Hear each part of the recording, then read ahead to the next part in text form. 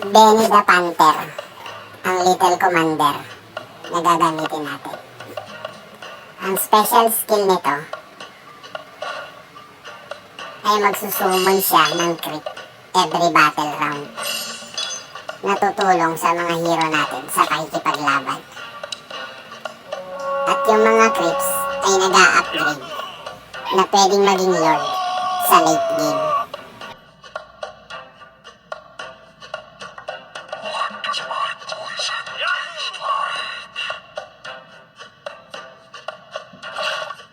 Round 1, i-deploy natin si Harley, Vision, kasama si Champion at saka si Elcott.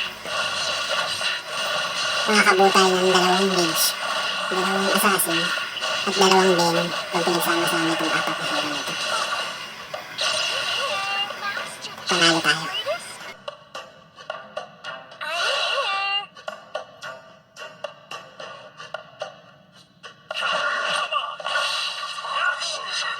The man who can beat me has not been...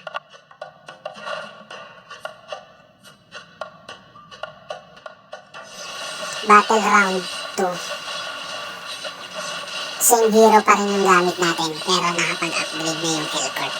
Kaya panalo tayo dito.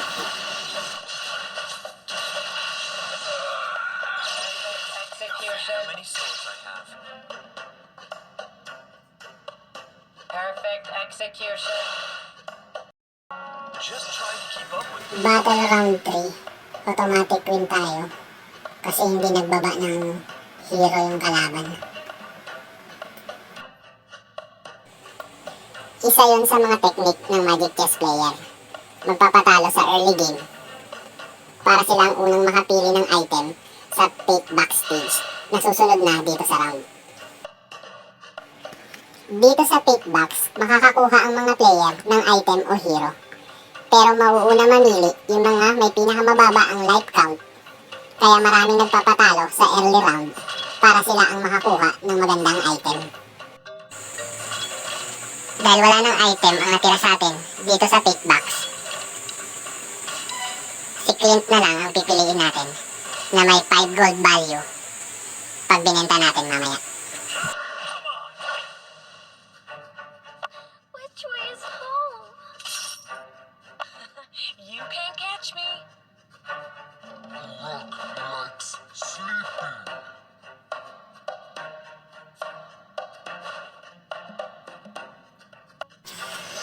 Battle round 4. Nagdagdag tayo ng Venom hero. Si Black. Pero di tayo sinwerte. Talo tayo sa round na to.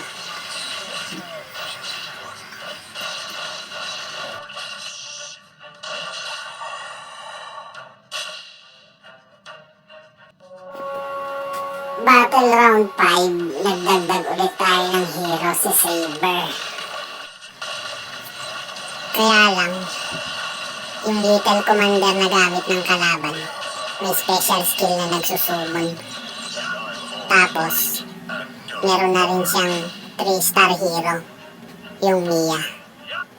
Kaya, talo tayo dito. Kapag si Benny ang Little Commander na gamit mo, mapapansin mo na meron kang additional na creeps. Kasama namang hero mo sa field. Yan yung isang skills nito. Habang tumatagal, nag-a-upgrade din ang summon na yan hanggang sa maging Lord. Magic lies in the mind, but my blade follows my heart. Blade follows my heart. Dahil na-upgrade natin si Vision, naging madali yung pagkapanalo natin sa round 6.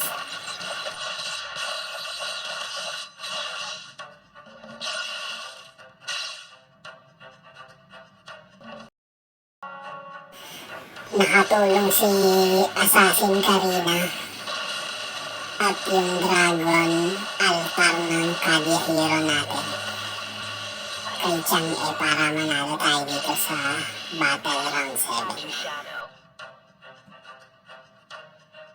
Absolutely perfect. Pagtapos ng battle round number 7, susunod ang fake box number 2. Pero wala nang natirang item sa atin. Kaya Kadya emblem na lang ang kukunin natin. Magagamit natin yan para madali natin mabuo yung 6 hero Kadya Riverland Synergy.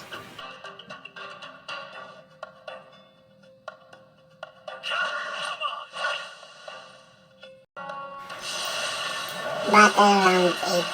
Nakaharap natin yung undefeated player mula ng round 1.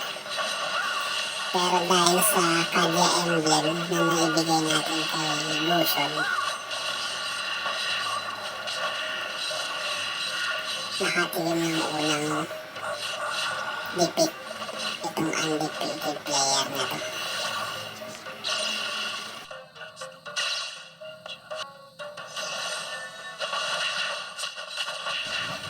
Battle round 9. Na-upgrade natin si Chang'e ng 2 star. Kaya nanalo tayo. Swerte.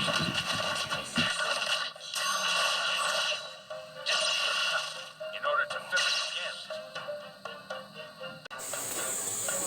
Bukod sa fake box, makakakuha din tayo ng mga item every crit rounds. Make sure lang na mailalagay natin yung mga item na nakukuha natin sa mga hero na nakadeploy para mag-take effect.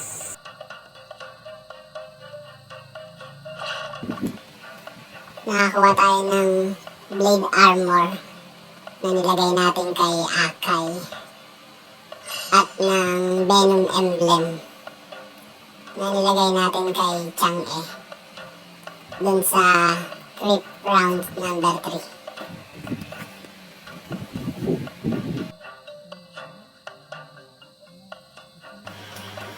Battle round 10. Nabaliwala yung blade armor na inilagay natin kay Akai at yung venom emblem kay Chang'e dahil kay Eritel na naka-astro power.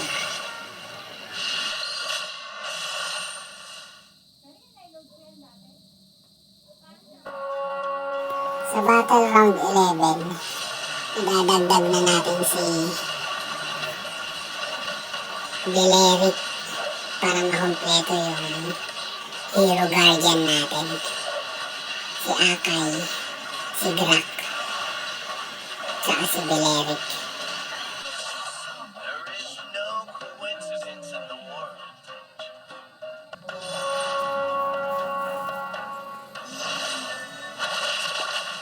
Dahil nailipat natin sa kanya ang blade armor at meron siyang venom emblem,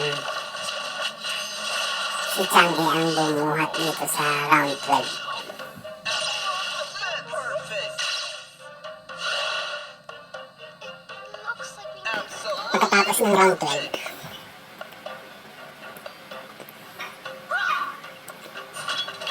fake box number 3 yung kasunod. Ang pipiliin natin dito yung venom emblem kasi target natin na makompleto yung hero venom synergy.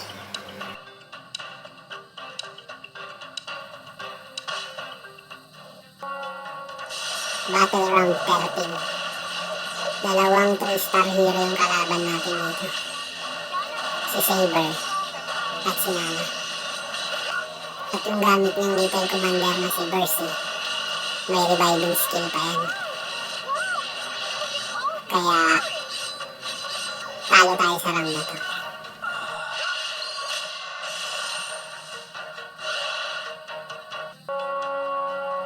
Battle round 14. Mage line up with 3-star hero 2 ang kalaban. Talo ulit tayo.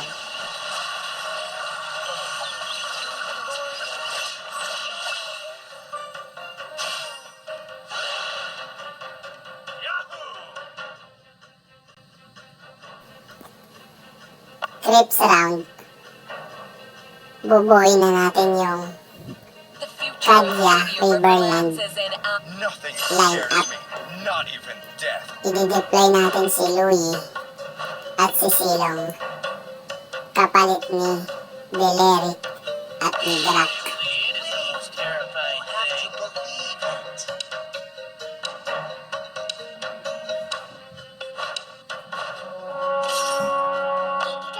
The strings of my puppet got tangled up.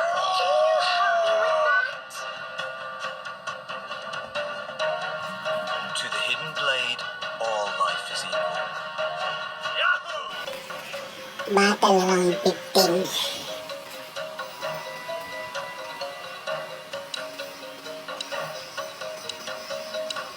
Nakaharap natin yung player na may 3-star hero niya at 3-star hero Martis.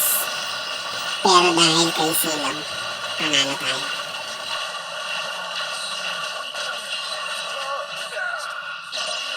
Never bothers me.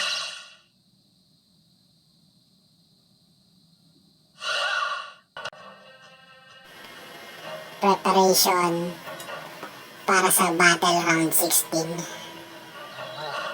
Ipapalit natin si Drak kay Karina at si Angela kay Elcourt para makumpleto natin yung 6 Venom Synergy at 6 Kadya Riverland Synergy sa battle round 16. Tignan natin kung gaano kalakas kahit na wala tayong 3-star hero.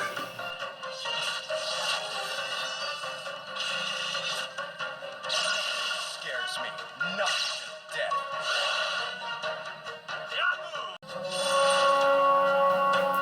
Battle round 17. Na-upgrade natin si Angela ng 2-star hero. At dahil kay Zilong, Master Chief Greatest? Wow. panalo ulit tayo. Dito sa pick box number 4, get capacity para makapag-deploy pa tayo ng isang additional hero.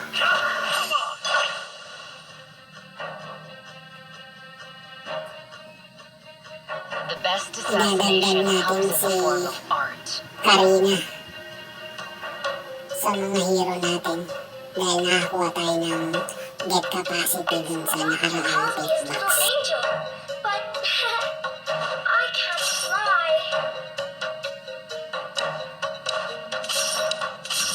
See any other ninjas around here? Battle round 18.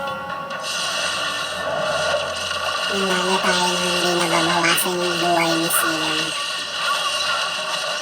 Kahit na 2-star hero lang siya. Sobrang kunat dahil sa Kadya Riverland Synergy.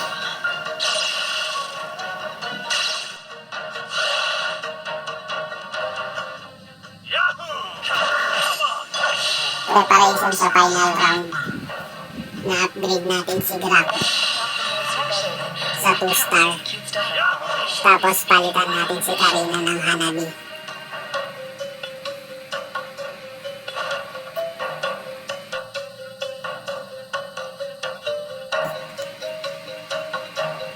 Final round. 3-star hero ng kalaban, Nana, Hayabusa at Saber. Sa atin, puro 2-star hero lang tayo. Zilong, Chu, at Hanabi ang aasahan natin sa round na ito.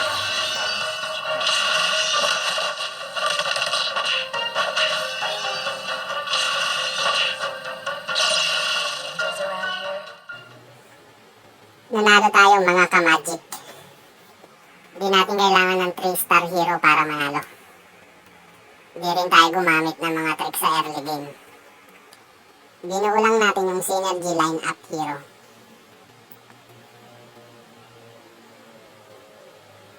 Kung nagustuhan mo ang video natin, please subscribe ka na at pindutin ang notification bell para ma-update ka sa Mage Lineup Synergy na gagawin ko.